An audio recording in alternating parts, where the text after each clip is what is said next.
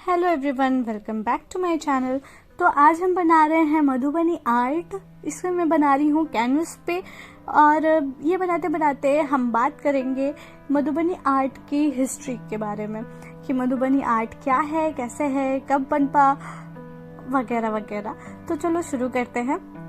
ये आर्ट भारतीय चित्रकला की एक शैली है जो प्रमुख रूप से उत्तर बिहार यानी मिथिला में प्रचलित है, और साथ ही साथ ये चित्रकारी नेपाल में भी की जाती है। और ये कला बिहार के मधुबनी जिले की एक स्थानीय कला है, और इसी कारण इसे मिथिला या मधुबनी कला के रूप में भी हम जानते हैं।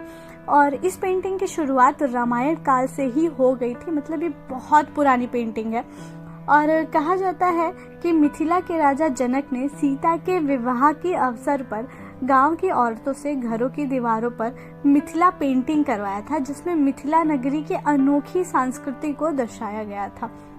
मधुबनी पेंटिंग अधिकांशतः लोक कथाओं पर निर्धारित होती है।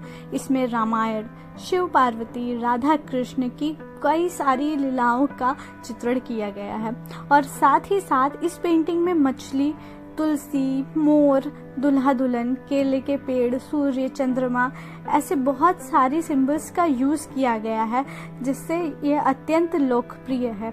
और इसीलिए इसे प्राकृतिक कला भी कहा जाता है, क्योंकि ये टोटली इसमें हम प्राकृतिक चीजें भी बनाते हैं, प्लस प्राकृतिक चीजों का यूज करके भी इस पेंटिंग को बनाया जाता था। इस पेंटिंग को बनाने का तरीका भी पूरी तरीके से प्राकृतिक होता था। इसमें ज़्यादातर चटक रंग यानी कि बहुत ब्राइट कलर्स का यूज़ होता है, जिसमें अलग अलग रंगों को फूलों तथा उनकी पत्तियों को पीसकर दूध और बबूल के पेड़ की गोंद में घोलकर तैयार किया जाता था। मैं यहाँ पे पेंटिंग बना रही हूँ, बट हम अब उस प्रोसेस से, रीजनल प्रोसेस से नहीं बनाते हैं। अब हमारे पास मार्केट में पेंट्स हैं तो हम वो यूज़ करते हैं।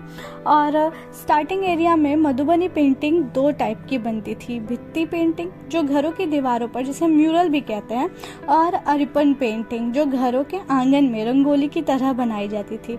पर अपनी लोकप्रियता की वजह से ये पेंटिंग के कई इतने टाइप्स बनने लगे और कई सरफेस पे भी बनने लगे, जैसे पेपर, कैनवस, क्लॉथ्स। ऐसे हम बहुत सारी जगह पे मधुबनी बनाते हैं। अब तो कई लोग इसे अपने कपड़ों पे बनवाते हैं, जो कि काफ़ी ब्यूटीफुल लगता है। और ट्रेडिशनली इसे बनाने के लिए प्राकृतिक रंग, बांस की कलम और माचिस की तीली का प्रयोग किया जाता था। पर अब आर्टिस्ट इसे कई मीडियम में बना रहे हैं, जैसे कि मैं यहाँ पे एक्रिलिक कलर से इसे बना रही हूँ, क्योंकि मैं इसे कैनवस पे बना रही हूँ। इसकी कुल 5 प्रमुख शैलियाँ होती हैं: भरनी, कछनी, तंत्रिका, गोदना तथा कोहबर। भरनी शैली वो होती है जिसमें हम रंगों का यूज़ नहीं करते, केवल हम ब्लैक पेन या ब्रश से केवल डिज़ाइंस को बनाते हैं, और उससे ही हम अपने डिज़ाइंस में वो भरते हैं।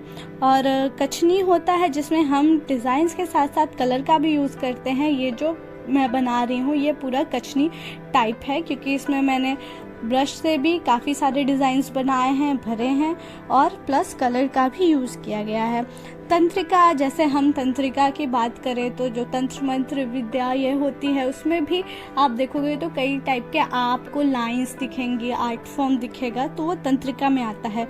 गोदना हमारे एक रीजनल एक रस्म कह लो, ये होता है कि जब ब्राइड शादी करके आती है उसके बाद वो अपने हाथों में गोदना बनवाती है, मतलब वो एक टैटू फॉर्म होता है जो उसके शादी के बाद किया जाता है। ये एक रस्म होता है। आई डोंट नो हर जगह होता है कि नहीं, बट यूपी बिहार में मेनली ये होता है। और पहले लोग बहुत ज़्यादा अपने हाथों पे गोदना बनवाते थे, काफ़ी बड़े बड़े फिगर्स बनवाते थे, बट अब वो कम हो गया और टैटू का प्रचलन ज़्यादा हो गया है, डिज़ाइंस लोग ज़्यादा बनाने लगे हैं।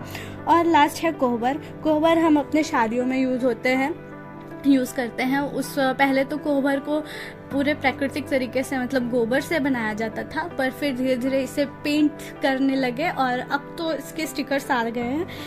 तो ये 5 टाइप्स थे, इसके 5 शैलियाँ थी। और ये पेंटिंग पहले सिर्फ मिथिला में ही फेमस था, पर 1965 से 34 में British officer William voucher Mithila के गांव में गए और वहाँ की दीवारों पर जब उन्होंने ये पेंटिंग्स देखी तो उन्हें ये बहुत पसंद आया। तब उन्होंने इसकी पिक्चर्स ली और आर्टिकल लिखा जिसमें ये पूरी दुनिया में फेमस हुई, और तब से मधुबनी पूरे विश्व में अपना एक अलग पहचान बनाए हुए है। इस पेंटिंग के आर्टिस्ट को पद्मश्री, पद्म विभूषण ये अवार्ड्स भी मिल चुके हैं। तो ये पेंटिंग काफ़ी बढ़िया, और मैं चाहती हूँ कि अपने रीजनल आर्ट को बिल्कुल ज़िंदा रखा जाना चाहिए। तो ऐसे ही मेरा ये वीडियो कंप्लीट होता है। मिलते हैं अब नेक्स्ट वीडियो में कुछ ऐसे ही मज़ेदार टॉपिक्स के साथ। तब तक के लिए टाटा बाय बाय, और ख्याल रखो अपना सब।